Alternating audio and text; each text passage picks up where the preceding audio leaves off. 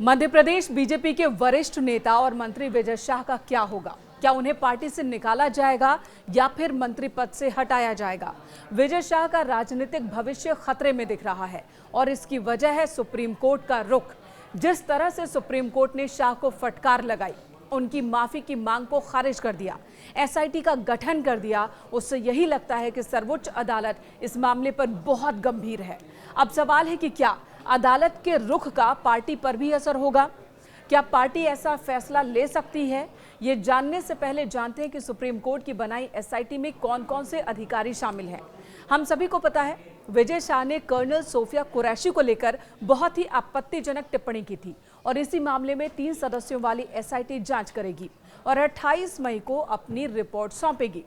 इस टीम में शामिल हैं आईजी सागर जोन प्रमोद वर्मा, जो मध्य प्रदेश कैडर के सीनियर आईपीएस ऑफिसर हैं।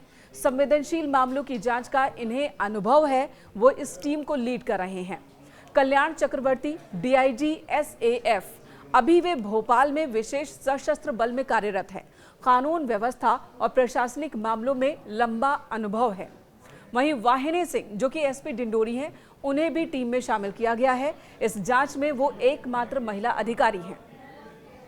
28 मई को ये टीम अपनी रिपोर्ट सुप्रीम कोर्ट में दाखिल करेगी। उधर विपक्ष बार बार विजय शाह के बहाने बीजेपी पर हमलावर है। एनडीए के कई घटक दलों ने भी विजय शाह के खिलाफ कार्रवाई की मांग की है। चिराग पासवान तो यहां तक कह चुके हैं कि ऐसे नेता अगर उनकी पार्टी में होते तो वे तुरंत बाहर कर देते। लेकिन बड़ा सवाल है कि क्या बीजेपी ऐसा करेगी? ऐसा नहीं है कि विजय शाह अपने बयानों की वजह से पहली बार चर्चा में आए हैं। इससे पहले भी कई बार वो विवादों में रहे, लेकिन इस बार वे पार्टी के लिए गले की फांस बन गए हैं। एक ऐसी हड्डी जिसे न निगला जा सक रहा है और न ही उगला। राजनीति के जानकारों की माने तो पार्टी शाह के साथ खड़ी है और इसकी एक बड़ी वजह है बड़े वोट बैंक पर उनका असर।